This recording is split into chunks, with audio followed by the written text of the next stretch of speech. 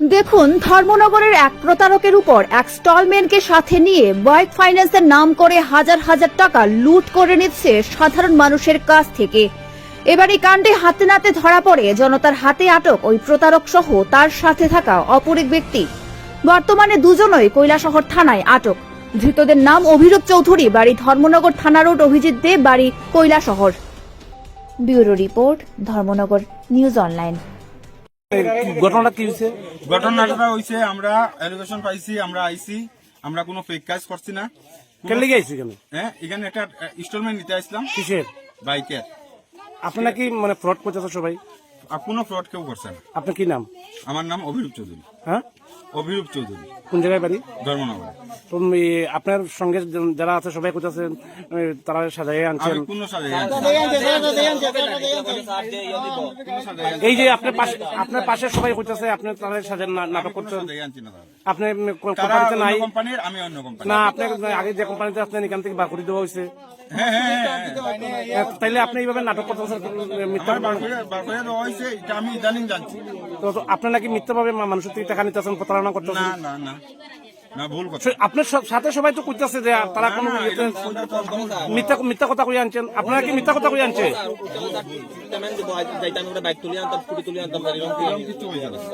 মিথ্যা কথা কই আনছে? বর্তমানে যেখানে আছি আমরা বিজিতনগরে, তো আমিও একটা বাইক নিয়েছিলাম ফাইন্যান্স কোম্পানি, যে কৃষ্ণা অ্যাসোসিয়েট ফাইন্যান্স কোম্পানি, যেটা এটা থেকে। তো আমি কন্টিনিউলি আমার মাসিক যে ইনস্টলমেন্ট সেটা দিয়ে যাচ্ছি, এবং এখানে যারা তারাও মাসিক ইনস্টলমেন্টটা দিয়ে যাচ্ছে।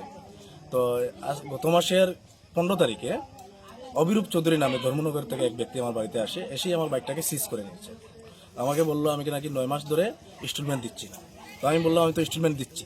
ও বললো কি আমার ইনস্টলমেন্টগুলো জমা পড়ছে না, ওরা আমি যার কাছে দিয়েছি ওরা ফেক, ওরা ফ্রড করেছে আমার সঙ্গে। তো আমি বলছি না, এটা তো হওয়ার কথা নয়, ওরা তো সবসময় এসে আমার এখান থেকে এই ইনস্টলমেন্টটা নিচ্ছে। তো সে ওই অভিরূপ চৌধুরী বললো কি যে কৈলাসহর পিএস এর সঙ্গে যোগাযোগ করবে। তো তখন আমি কৈলাসহর পিএস এর বড়বাবুর নম্বর ওকে দিই, যে বড়বাবুর সঙ্গে ও কথা বলে যে আমার এখানে বাইক সিজ করতে এসেছে।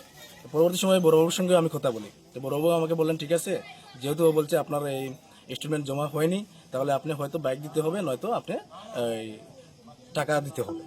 তো বড়বাবু যেহেতু আমাকে বলেছিলেন, সেই মোতাবেক আমি তাকে 15,000 টাকা দিই তৎক্ষণাৎ, দিয়ে আমার বাইকটা আমি আটকাই। তো আজকেও সে আসলো আমার বাড়িতে, আসার পর আজকে বলছে তার আগরতলা থেকে নাকি কোন বড় অফিসার নিয়ে এসেছে, আজকে কিছু টাকা হলে দিতে হবে।